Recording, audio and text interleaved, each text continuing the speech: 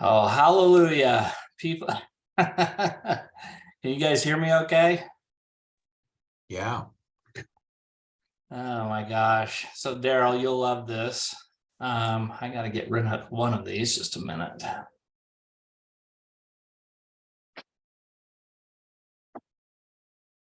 Oh, my phone still thinks I'm on it. Okay. All right. So my apologies to everybody on the call. If you're still active, show me your video or something so I know you're there. Some of you may or may not be aware, I actually took a, hey guys, I did a Harley trip this weekend and I got on the call. Apparently I was looking at my California watch or something. Something was jacked up time-wise. I got on and I said, wow, this is really heartbreaking. Nobody's on my call. And I waited till 10 after. I'm like, well, there's a first for everything. Here's Ron Snow. Hey, I'm on my Zoom call. Can I call you back? Yeah. Sounds good. Okay. Anyway, so my apologies. I was there all butthurt because nobody was on my call and I was an hour early. And so I had just, I was taking off to head up to Farmington and got about a block away from my house, and Dan Dixon was like, hey, are we having the CNRR call? And so my apologies. Thank you for being on the call. Let me start recording. It is recording. Good. Okay. So wanted to quickly cover, just so we keep progressing through our DRE rules. We were on 19 and 20. We made some serious progress. And so this one's kind of interesting. Let's see, share my screen so you can see it as well. Can y'all see that? I'll take your silence as yes, I can see it. Awesome. Thank you, Dan. All right. So rule 19 and 20. Normally we don't run into these. So what they are is basically if you're going to sign on behalf of a client in a transaction. Let me just say at the outset of these two rules, our company policy is don't do this. Why? It should be obvious. Tough to be a third-party, unbiased person when you're getting money. Yeah, and you're dancing around the more direct issue, which is liability. Right, just liability. If we insert ourselves in this role, we really, I use this term all the time, we get into the risk game really fast. Even if everything's done by the book, it opens the door. So let's just quickly cover these, even though we don't. Listen, if there's a situation that merits it, we will talk about this and perhaps do it, but it would have to be a pretty exceptional case. So 19 says before signing or initially a document, you must have an executed power of attorney, with the principal. And oh, by the way, if you do that and you have that document, you must attach this said power of attorney to any document you sign on behalf of the principal anytime it goes back and forth between properties. And oh, by the way, you also must sign as indicated here. Principal's name by licensee's name, comma, attorney in fact. And anybody that's done any number of closings and had to deal with somebody with a power of attorney, the title company is very specific that it signed this exact way as well. Rule 20 is just the same rule, but for property management. So know that they're there, know that in very extreme circumstances, we would toy with this idea, but it would have to be pretty dang compelling for us to enter into the risk game, right? All right, that's good. You guys are terrible. Everybody's got their videos off. I feel like I'm talking to myself. I can't tell who I can pick on. Janet's probably turned hers off just so I won't pick on her. There's, look at that. Daryl, you can help a brother out. There we go. Oh my gosh. Now I feel like I'm talking to somebody. Well, I had to take a phone call from Ron. He called me right after he called you. Oh yeah. Okay. Well, so we had been talking about, let me get my notes here. Last session, we had talked about the due diligence addendum and or more correctly, the due diligence resolution addendum. And we didn't have enough time to really kind of jump into, okay, but what's the pragmatic application, right? We talked through the document and a few things, but one of the things that I think we didn't cover well was, we now know that this form's to be used, right? But how do we really utilize, what is the best practice, I guess, in troubleshooting due diligence deadline items with the other side, right? What has been your experience? Certainly, I will surrender that we can capture everything and memorialize it in the due diligence resolution form, but what are your best practices in resolving the issues with the other side? Dan, Daryl?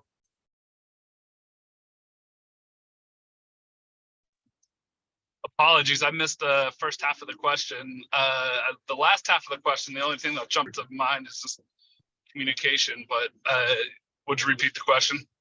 Yeah, so we know we have the due diligence resolution form that will memorialize any of the changes. And what I'm going for here is, and you brought up the appropriate subject. Is there anything wrong with us talking to the other side? Let's say we represent the buyers. Is there, and there's some issues, a water heater or roofing or something, cracked concrete. Is there anything wrong with us simply talking to the other side and seeing if we can get a resolution? What's the pros and the cons, Daryl? Well, the pros are if they, yeah, the pros are it's easy to talk about It it. is easy. The cons are you have no guarantee that it's going to actually happen.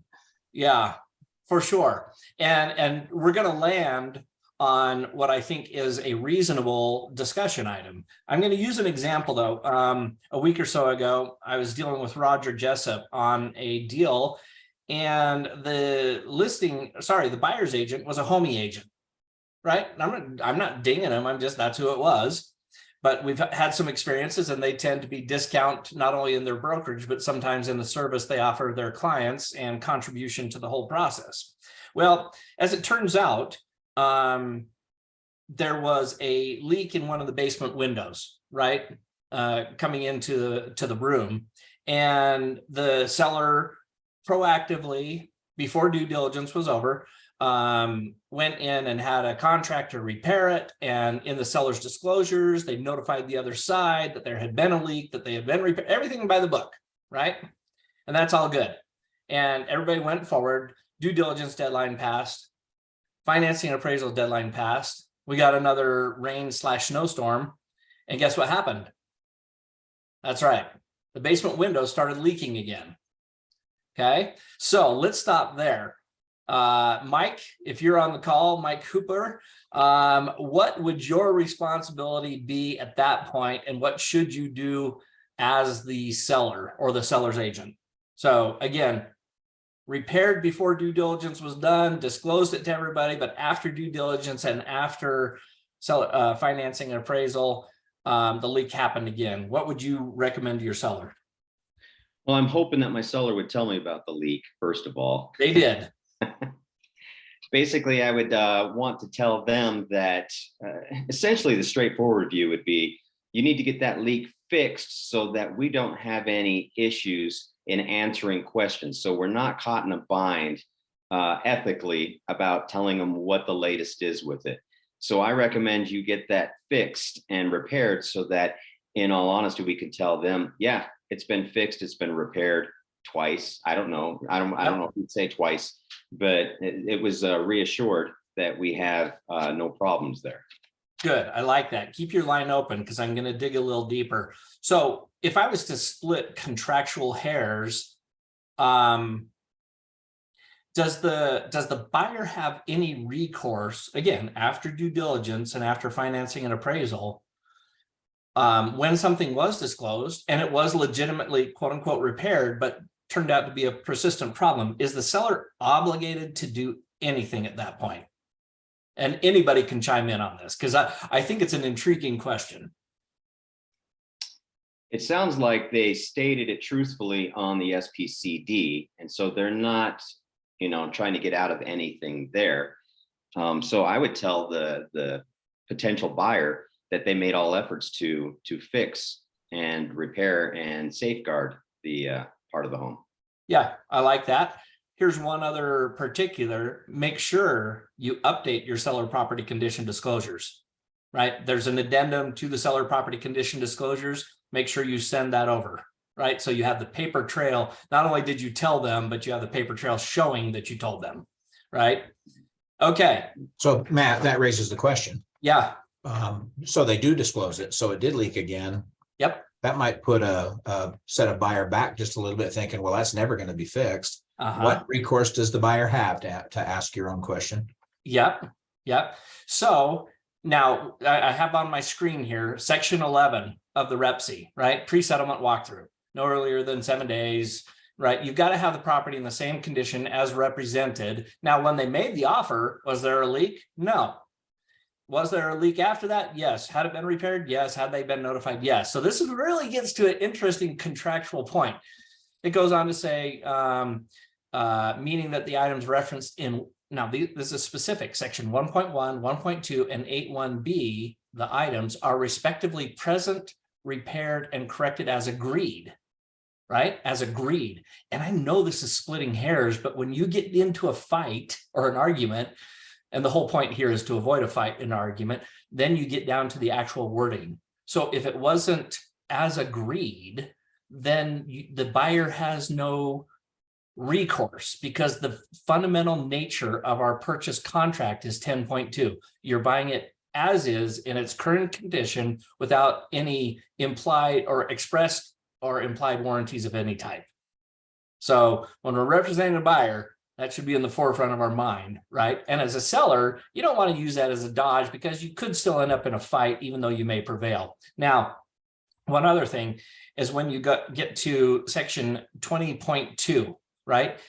If prior to closing, any part of the property is damaged or destroyed by fire, vandalism, flood, earthquake, or act of God, the risk of loss or damage shall be the same, shall be borne by the seller, provided, however, that the cost of repairing such loss or damage would exceed 10%. So my guess is the repairing of the window leak does not exceed 10% of the purchase price, which if it was just a median property at $500,000 or so would be a $50,000 repair. So it is to be borne by the seller. They must produce the property as it was, meaning without a leak, at the time the offer was made.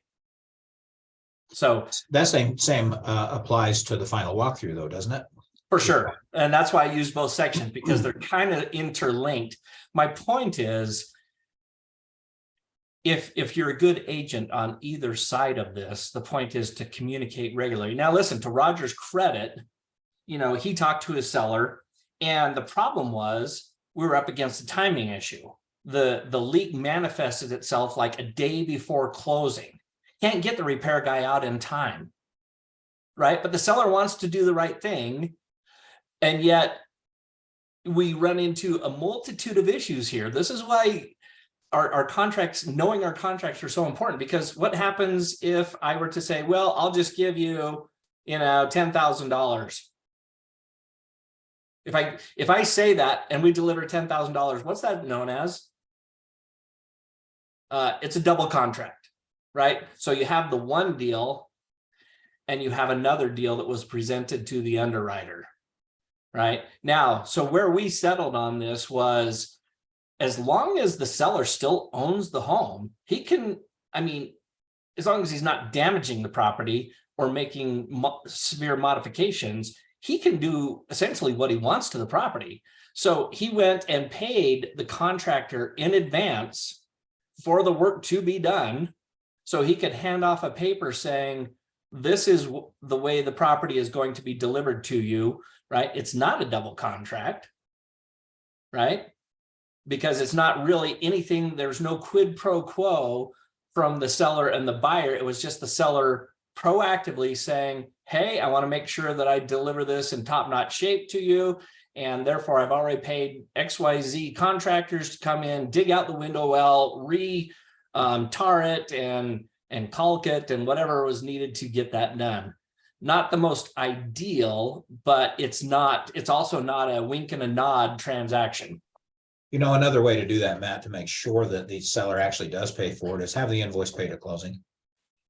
Sure. And that was the whole point is, you know, they were going to hand them essentially a paid bill to the contractor saying, hey, we're just giving it. It would be like, would there be anything wrong with a seller, even if it wasn't part of the REPC at closing, coming up and saying, hey, I want to make sure you guys have a good experience. Here's a home warranty. Nothing wrong with that. Nothing wrong with that at all. Okay, so back to the question, the overarching question. When we get to repair issues, I wanted to make sure this is clear because I've covered this with a lot of agents and they kind of think it's in the realm of double contract, but it's not. What it does require is that you be aware of your dates and you do this well in advance. So Daryl, you represent the seller. There's a leak in the attic. We need to get certain things repaired. You know, we need a section of the roof replaced. It's 2 weeks before my due diligence deadline. I call you up and say, Daryl, we love the house. My buyers are excited to buy it, but we did our inspection really rapidly and we ran across this issue. Are you aware of that issue? Daryl says, yes, we actually were aware of that. And it's in the seller property condition disclosures. And I say, yep, it sure is, but it's going to be a showstopper for my buyers, right? What we would propose is that since we, you know, are at X price, currently the asking list price, we assumed it was a solid product at that point. It's deficient. Is your seller willing to repair that before our due diligence deadline? Is there anything wrong with having that discussion? Is that a double contract? No. Absolutely not. And this is the easiest path. I'm telling you, this is the easiest path to resolving that, because on the one hand, the seller knows that they have an ironclad exit to the contract. So their motivation level is high.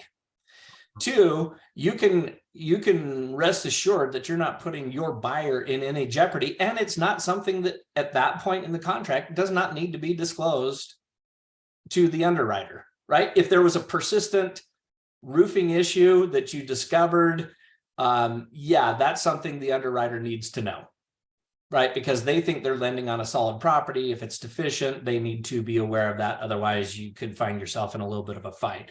So I hope we're all clear on that is really the approach. And what it really takes is a proactive agent, which hopefully we all are, right?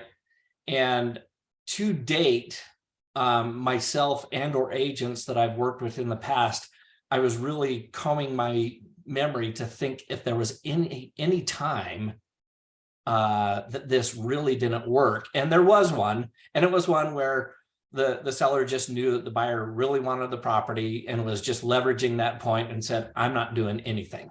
I'm not doing anything. And at that point, the seller has to make an educated financial decision if the property is such the property that they want, that they're willing to take it and then deal with whatever the issue was. So any experiences you've had with that? Dan, any issues you've had with that, either as a realtor or as an appraiser? I actually had one recently. Yeah, that was interesting. So I represented the buyer and the home's being sold, and the sellers were kind of on borderline hoarder prepper types, right? I know the type, Dan. I know the type. So there, yeah. Well, you can share the, well, you might further know the type where they're senior citizens. So yes, getting there. No, so they're a little bit older, and they're just food storage to the max, right? And so they had just mountains of food storage everywhere. And so during the home inspection, went fairly well. There were several issues. Hey, repair this, repair that. Ironically, well, maybe this is furthering the story. It wasn't the original intent of telling the story, but the home inspector created a leak, right? And so the home inspector inspecting the master shower ends up the water getting sprayed outside of the shower. The carpet got wet. it was very wet, but not a flood. But the sellers kind of freaked out. They called a restoration company. The restoration company ended up pulling back carpet, taking off baseboards, cutting a hole in the ceiling in the kitchen to find out that, actually nothing was wet up there, but it was just a very wet carpet. Anyway, so just that whole snafu, the home inspector was great and helped, took the cost of the restoration company and also some minor repairs to, get it all buttoned up to put it back together. So that was, in a weird way, like, we caused the problem, but it wasn't our fault, and it's incumbent upon the seller to repair it, right? But the home inspector was game to, like, pay for it, so that's all entangled web, but that worked itself out. So the thing that was interesting is after closing, well, the seller said, hey, we've got 100 pounds of, more than 100 pounds. We've got like 10 50 pound buckets of wheat in the basement. I mean, just this tremendous amount of wheat. And they were downsizing. They didn't want to move it all. They asked my buyer if he wanted the wheat. And he was like, sure, I'll take the wheat, right? The sellers also said, hey, do you want to take some kerosene, a 55-gallon drum of kerosene? And my client is the only client ever in the history of the world to read through the title or the deed disclosures and whether or not there's combustible, material on the property. And he's like, turns to me during closing, he's like, does a 55-gallon drum of kerosene count as that? Like, oh man. Anyway, so a whole bunch of things. So the reason I started to tell this story is after closing, we find in between the buckets of wheat, lots of mouse droppings, right? And so it was a ton of mouse poop everywhere. And so, hey, we call the seller, hey, did you know about this? And the seller's like, no, we didn't know about it. Much mouse poop down there. You're like, how could you have not known about it? My buyer talks to the neighbor, and the neighbor's like, oh yeah, everyone gets mice every year because there's a farm behind us. And as soon as this gets cold, they start coming in the property. And of course they knew about it. Right. So what was they the didn't mention resolution? anything. Guilt trip was the resolution. We called the seller's agent, was like, how could you guys not tell us about this? Like, you didn't know. And they like, oh, we didn't know, but we're so embarrassed that we'll pay for the removal and cleanup of the wheat. So that was the resolution. All right. Well, that was an entertaining story, Dan. Did it get us anywhere? Yeah. Well, I mean, listen, there's all kinds of issues. And here's one to just piggyback on. And just, this is food for thought, because you see what I did there, food for thought, wheat. Food for thought. Yeah. Gross. We actually have a lot of issues. And it's funny, you say the one guy who read the contract. Well, there's a higher percentage of those one guys than most people think. That they're still not the majority, but they're out there and they rear their heads at the most awkward of times. So what about this one? In our seller's disclosures, right? It basically says if you made any modifications to the property and were they permitted. You know where I'm going with this, Dan? Well, so before we get there, I just want to make sure that I was correct in my reading of the contract as far as like discovering something that we really thought the seller should have known and should have disclosed. And then we found it. Like, obviously we found a resolution to it. And so like, hey, it's all good, right? Like, more of the story, I think, where we've landed on a couple times during this discussion is like, hey, have a conversation with the seller. And like, oftentimes you just figure it out, right? Like, it doesn't have to be a double contract, right? But as far as contractually, like my seller's buying that property as is, and it was our obligation to find that mouse poop, and we didn't because of the mountain of their crap. Can we prove that they should have known this? I don't know. The neighbors. I don't think you could have. Right. That's just my opinion. And I think you hit the key point on your particular situation. We don't have the right in our inspections to come in and move people's crap around, right? Yeah. But if it was important to us, could we then and say, we want to move this stuff out so we can inspect the foundation? So we could, yeah, but that requires, a proactive agent.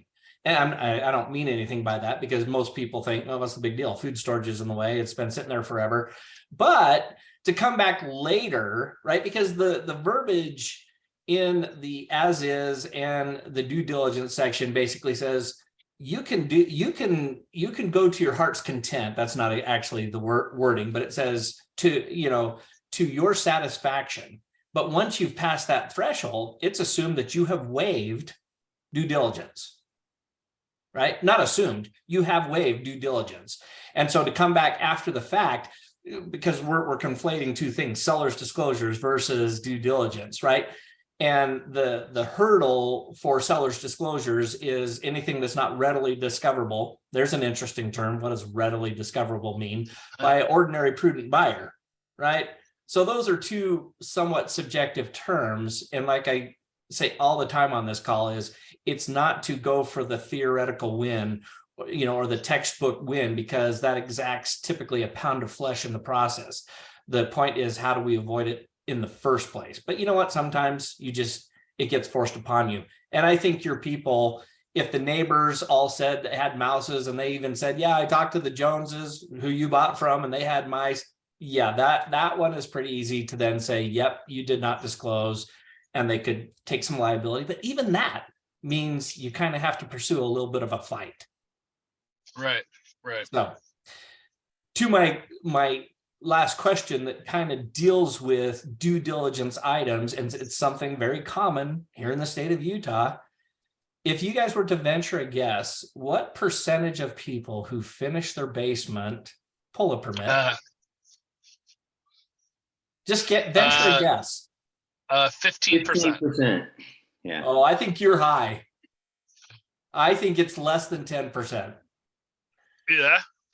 Yeah. I need to ask you, how many new building owners that split their building with a tenant actually ask for a permit to make all the modifications to the building? Daryl, it sounds like you have some firsthand experience like right now about that. Well, okay, so here's the thing, right? We have a fiduciary of reasonable care. If you're representing a buyer and the seller sends over seller's disclosures, and they don't even, the basement's finished because you walked through it, right? And let's say before them, it was a builder. There wasn't another buyer. I'm trying to simplify this argument. And when it sold on the MLS, it said unfinished basement, right? You saw when they bought it from the builder and it was unfinished basement, and now there's a finished basement. Seller's disclosures said, no, there's been no improvements. I mean, that should be a flag, right?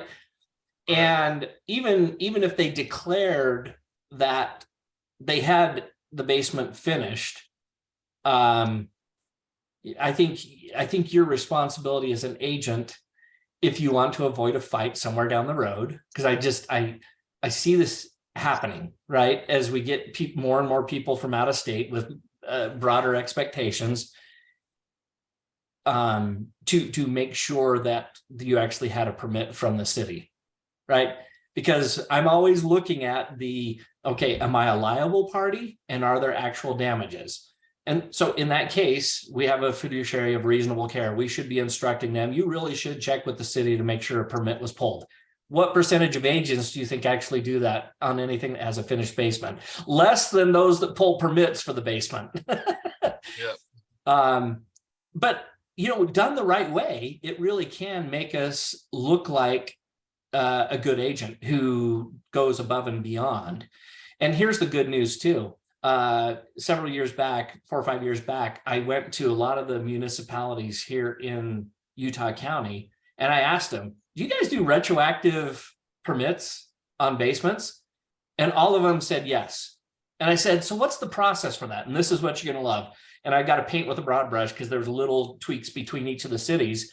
But most of them said, we send our inspector out. First of all, what was the cost? If a permit was $500 before you built, what's the cost for the permit after it's been built?